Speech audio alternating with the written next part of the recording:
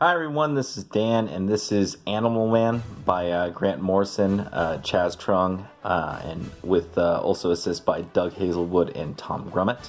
This is the trade paperback number 1 by DC Vertigo, and yeah. So on my channel, you will probably notice that I don't really cover a lot of the later great British writers from the late 80s, early 90s, and those being Grant Morrison. He's technically a Scottish writer, but the British Isles, I guess you could say. Alan Moore, Neil Gaiman, and then later on you can add Garth Ennis and I think a few others to that list as well. And the reason why is, generally speaking, I'm not really a big fan of them. And again, I'm not, a hater either. I recognize all of those guys have done great stuff, including this guy right here, Grant Morrison. But they've also done a lot of very odd series and series I just genuinely don't like. And, I'm not really one to purposely seek out books that I'm going to dislike. I think in the case of, say, Garth Ennis and The Boys, I think I wanted to make a point, since The Boys was pretty popular, that frankly, not a big fan of the comic. And also, honestly, the comic is actually one of the few scenarios where the comic is genuinely inferior to the TV show, though the TV show isn't that much better either. But anyway, I've rambled on enough. Animal Man, I think this is 88 or 89, I forget when this came out. But I'm not sure if this was necessarily when DC called it Vertigo, but it was published essentially through what would become the Vertigo line. And Animal Man by Grant Morrison would essentially launch Grant Morrison's career, particularly at DC. And anyhow, let's jump into this right here. These were all edited by Karen Berger, by the way, who's kind of one of the key forces of the Vertigo line. So you got the big splash page right here, Animal Man. I think this is not Chaz Truong. I think this is I think this is Brian Boland who does the cover. But anyway, yeah, it's DC Comics' new format. Yeah, I think this technically it kind of gets spun into Vertigo, but this is technically still DC Comics. You can also see that there's no Comics Code Authority on this, typically for good reason. So we open up and we get a lot of narration, sort of an unknown narrator here. Kind of very, I would say, ominous and vague in their descriptions of something. Very kind of highbrow prose writing going on here. Got San Diego, next 7 exits, so we determine here that we are 10 miles outside of San Diego, and there is a ominous figure moving into the city, talking about monkeys and animals and stuff. We jump into the primary splash page, The Human Zoo. This is written by Grant Morrison and penciled by Chaz Truong, inked by Doug Hazelwood. Again, Karen Berger is the editor. So you got Buddy. So Animal Man, for much of his history, was a fairly unknown character. Not particularly popular, right? So both Alan Moore, Grant Morrison, and Neil Gaiman picked up 3 relatively unknown and honestly unused characters, that being, Animal Man, Swamp Thing, and Sandman. It's not that they didn't have a history before those guys came here, but those 3 writers kind of upended their entire background and really revamped them and, in theory made them popular. I don't know how popular Animal Man is to this day, but Alan Moore Swamp Thing is very well regarded as, and obviously Sandman and Neil Gaiman are pretty much synonymous at this point. But anyhow, jumping into this, we're introduced to Buddy. He is Animal Man. You can see here he's trying to get a cat out of the tree, typical superhero thing. But the branch breaks and he's about ready to fall, and then this is where you're sort of visually introduced to his skill set. Kind of flips around in the air right here, and you run into him kind of talking to his neighbors, and this guy Morris, who's kind of a freaking curmudgeon, telling him to get out of his yard. And then we get introduced to his wife Ellen, and kind of his dreams right here. He's not really, so we can kind of infer from the dialogue. Again, I think one of the things about Grant Morrison that has always kind of bugged me is, like many of these British writers, Alan Moore, Neil Gaiman, etc., they all kind of assume that you're already a super fan. And because of that, you usually don't get any sort of introductory sort of premise to what's going on. You almost always have to read the dialogue and the details to determine what the setting is and what the situation is. It's not really kind of given to you. And as a result, a lot of times you can kind of have to slog through some of these issues or go back and reread them multiple times to figure it out. Some people really like that. They consider it nuanced and sort of, I guess, make you feel really good if you figure it out and other people didn't. For me personally, not a big fan of this because the first time I read this issue, I didn't really like it, and I kind of had to force myself to go back and read it a couple more times, and it kind of clicked after that, which is genuinely the case with most of Grant Morrison's books for me. That's usually the case with New X-Men. That's usually the case with... what is it? I think he did Final Crisis, not Infinite Crisis. Infinite Crisis is Jeff Johns. And also a lot of his JLA, too. You just kind of end up having to go back and rereading things over and over again. But anyhow, yeah, Buddy's not particularly happy. He kind of wants to go back to being a superhero. He kind of talks about how Justice League International is doing all this crazy fun stuff. And also, there's a common theme in these Animal Man issues. It's like, well, shit, if freaking, Blue Beetle could be a superhero, why can't I be a superhero? A lot of trashing on Blue Beetle, which is kind of funny.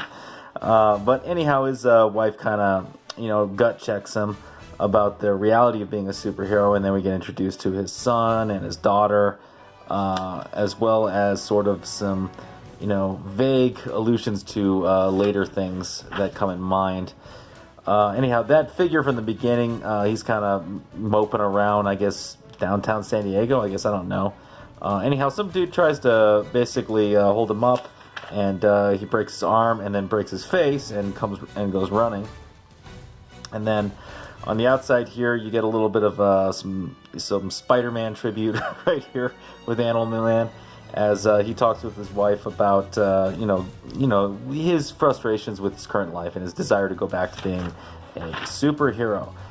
So then he kind of trains to get back in shape. So here he is, practicing with swimming in the fish. Here he is flying day 2, flying around all over the place. It's almost like a page-to-page montage of Animal Man getting back into superhero shape, right? Here he is, day 3, using the ant's ability to sprint, which is sort of interesting. I actually don't know how this works. I guess is the assumption here that ants, are, I guess, proportionally fast compared to humans. I don't get it right here. So, yeah, I'm not sure about this whole one right here. But then again, stop asking questions, just believe in it. And you get the last day, you get the introduction of Roger, who kind of ends up acting as a manager and gets him a gig to get an interview. And then you get the other figure that's kind of roaming around the city. A lot of stuff isn't, again, really explained, so you just kind of have to go with it. And this really is the beginning of the modern style of comic book writing, which those of you who've been watching the channel, I'm not super fond of. That being said, this isn't too bad. It's just enough detail that I can figure out from inference what's going on. But again, Animal Man's not a very popular character, and Grant Morrison does the absolute minimum to kind of get the premise of Animal Man to you, and the rest of it is don't worry about it. So he gets an interview on TV, and after getting interviewed and embarrassed by Donald Trump, I'm just joking, that's not really Donald Trump, but he literally looks like Donald Trump. He gets the nickname the Human Zoo, and then, eventually, though, he gets a call. Somebody saw that interview on the Griffith Show, so he's going over to Star Labs to go help out on a gig. Also kind of revamps his image with a nice little jacket. This is actually a good design touch. I actually kind of like it. for the most part, whereas like the original Animal Man costume is definitely very much of a classic DC design, and this gives him a more modern look, but modern in a good sense. I kind of like this look. It really is a good look for the character. So good design. I'm not sure if it was Morrison who came up with this or Chaz Trung, but excellent work on both of them for that one.